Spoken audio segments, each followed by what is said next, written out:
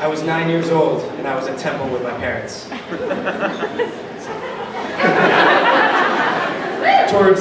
Towards the end of the service, the rabbi leads the congregation in a prayer called the Mi Sheberach, which is the Jewish prayer for healing the sick.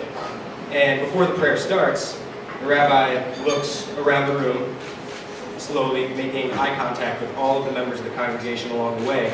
And when the rabbi looks at you, if there's someone in your life in need of healing, you stand up and you say that person's name out loud to the congregation, whether it's a friend, a family member, a coworker, sort of a way of dedicating the prayer to the person that you're thinking about.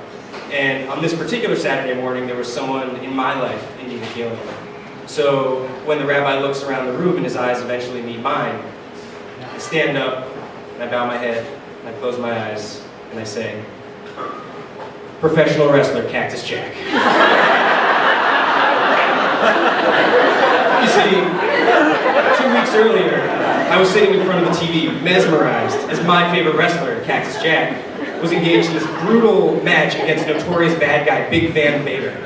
Now, Vader had these huge frying pan-sized hands, and he was known for his signature move, the powerbomb, where he would squeeze his opponent's head in between his Herculean thighs, and then he would lift him up by the waist, only to just throw him back down onto the ground, onto his shoulders and back. And at the end of this particular match, Vader powerbombed Cactus Jack onto the cold concrete floor. The episode ended with a passed out Cactus Jack being helped backstage and a very freaked out 9-year-old Jeff watching from home. But things got even worse from there for Cactus Jack. See, the next week in the following episode, we learned that Cactus Jack had disappeared, and he was living with a group of homeless men in Cleveland. See, he was suffering from amnesia due to the power. He had forgotten that he was a professional wrestler and now believed that he was a seafarer who had drifted ashore. And he'd forgotten about his wife and son as well, and had taken up with a new girlfriend on the streets of Cleveland named Bang Bang. So as you can see, as you can understand, I was justifiably distraught. But to anyone in this room who doubts the power of prayer, know this. The week after I prayed for Cactus Jack's healing at Temple Har Shalom, he made a miraculous return to the ring with a surprise attack on Vader, exacting his revenge and settling the score once and for all. You see, Cactus Jack, he wasn't the most conventional choice to be a 9-year-old boy's favorite professional wrestler. There were cooler and flashier options out there like Hulk Hogan and The Undertaker and The Ultimate Warrior. But the thing, having Cactus Jack be your favorite professional wrestler is kind of like having Hufflepuff be your favorite Harry Potter house. But the thing that I loved about Cactus Jack was that he was just willing to try anything. He was totally fearless. I once watched him get hit over the head with a baseball bat that was wrapped in barbed wire. I watched him get body slammed onto a wrestling mat that was littered with thumbtacks. I watched him get thrown into a turnbuckle that was loaded with C4 explosives. I mean, the guy was a maniac. Now, there's nothing uncommon about a 9-year-old boy who loves professional wrestling. What's a little less uncommon is for that love to persist through middle school and all the way through high school. But there I was in 9th grade, joining my high school's wrestling team. And my logic, of course, was airtight. I figured that years of watching professional wrestling on TV would make me a natural. Well, it turns out that there isn't much similarity between high school wrestling and professional wrestling, aside from spandex.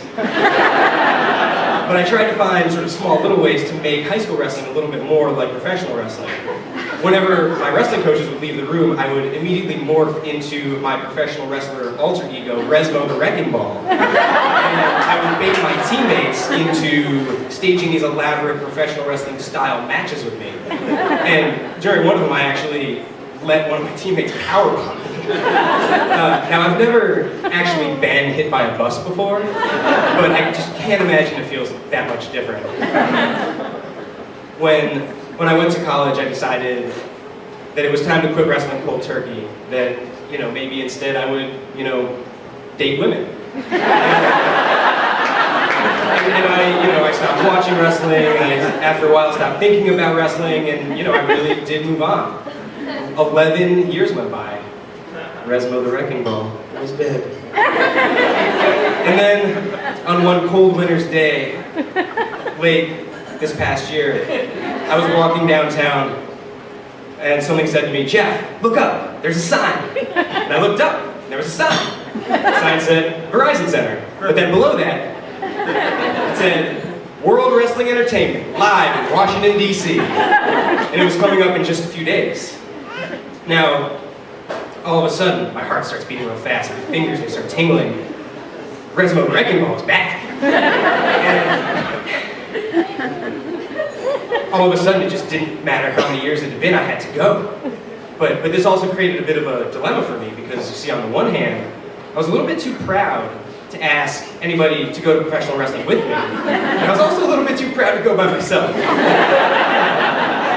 Around that same time, I had just started seeing a lovely young woman named Anna. And we'd only been on one date, but I had a really good feeling about her. The question that I found myself wrestling with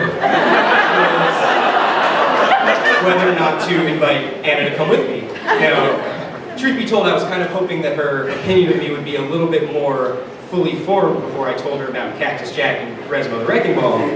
But like I said, it's the first date, it was incredible. And so, I decided to throw caution to the wind, and against my better judgment, I asked Anna to come with me. And so it was that on December 28th, 2012, I walked into the Verizon Center to see professional wrestling live for the first time in my life on my second date with Anna. And guys, it was incredible. She cheered at all the right moments. She booed at all the right moments. We befriended these kids who were sitting near us, and they caught us up on all the new wrestlers and their storylines. I mean, she was having a good time. And as Anna and I parted ways that night, I couldn't help but feel like something special was happening, and that this obsession that I'd had for so long that I'd been sort of embarrassed about, it wasn't a liability at all, but it was actually kind of endearing.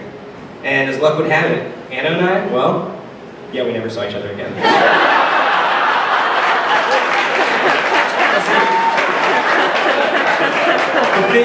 The thing about taking risks is that chances are you're going to end up flat on your back feeling like you just got power bombed.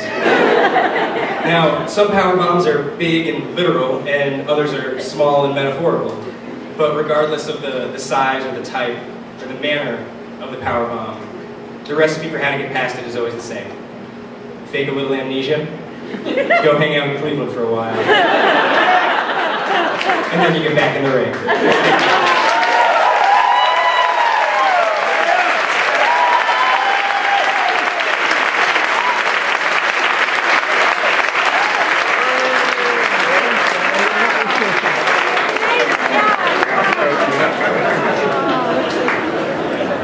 Did you guys see that comment? Did you see that she wasn't going to call him back to the wrestling